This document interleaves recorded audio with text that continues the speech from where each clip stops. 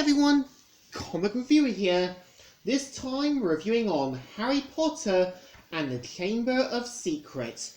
Now, Harry Potter and the Chamber of Secrets is a 2002 fantasy film that was meant to be based on J.K. Rowling's 1998 novel of the same name, as well as being the last film directed by Chris Columbus, who didn't really work much on the Harry Potter series until just doing mostly producer work and other sort of films. And given the fact that this was also the last time you would see the original actor for Dumbledore, Richard Harris, playing the character until his death.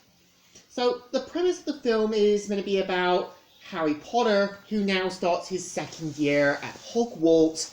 We see how he's warned by a house elf known as Dobby that it's too dangerous to return to Hogwarts.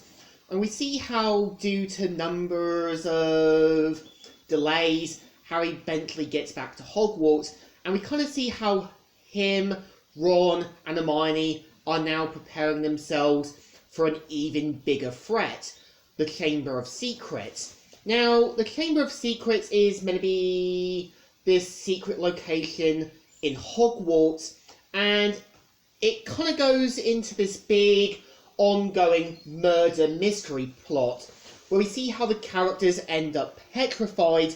We see how Harry learns more truth about why he can talk to snakes, and at the same time, it's Ron, Harry, and Hermione putting the pieces together to find out more about the Chamber of Secrets and who's behind it. Now, the difference, I would say, from the Philosopher's Stone was a sort of Scooby-Doo plot. The second film, I would say, is a murder mystery plot. Like, yeah, you do see the characters a little older. You do see how, yes, some of the characters have adjusted more from their first year. And I do think what makes Harry relatable when he's with the Dursleys is how he sees Hogwarts as the only place he had. And I think for someone who went to and lived in my first college away from my mum and her boyfriend, I could kind of relate to this. As before I moved back with my dad, I actually felt that place at my first college was my real home. And at the same time, I think as well, the film really does deal with the racist side with some characters.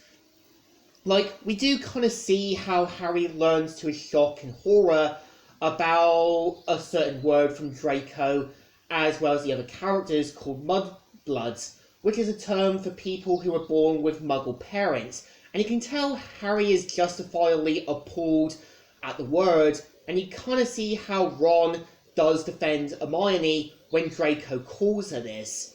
And I think at the same time, for someone who grew up with a racist brother and with other racist people, I can kind of see where Ron would definitely defend Hermione, and knowing that Draco did go a little too far, even though Hermione was asking for it. Because, yeah, you don't really insult someone for getting in.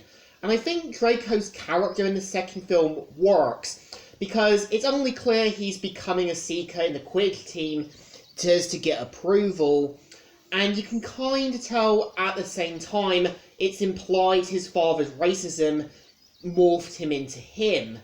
And in my opinion, Draco is definitely one of the most tragic characters in the Harry Potter series. I think when you compare him to Chloe from Miraculous Ladybug, both of the characters worked because they both want their parents' approval. They both want to be accepted.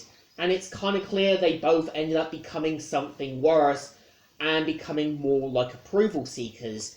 I think the difference between Chloe and her sister is Zoe was actually willing to admit her mistakes and actually stopped being something she wasn't. I think the problem with Draco is that you can tell he doesn't really want to admit his own faults and could have had the acceptance and approval from those around him, but instead became something he's not. And I think, yeah, the point of the Chamber of Secrets is meant to have more connections with Voldemort, and it's kind of clear who's really pulling the strings. And I think at the same time, when you do have Dumbledore explaining the Phoenix, it does kind of foreshadow about Harry's abilities speaking in Parseltongue and the connections to how it happened. I think the difference, I would say, is, yeah, you can tell the cast are meant to be a little older. You can kind of tell Daniel Radcliffe, Emma Watson, and Robert Grint really do try to sound much older and do get their acting up a bit more of a notch.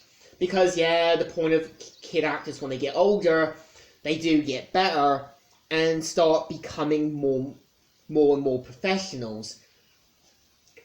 I think, to me at least, Harry Potter and the Chamber of Secrets has a really good ongoing murder mystery plot that still shows the flaws of Hogwarts and still has a story that improves a bit more over the first one. So I think this one definitely deserves 2 thumbs ups. Still good and still alright.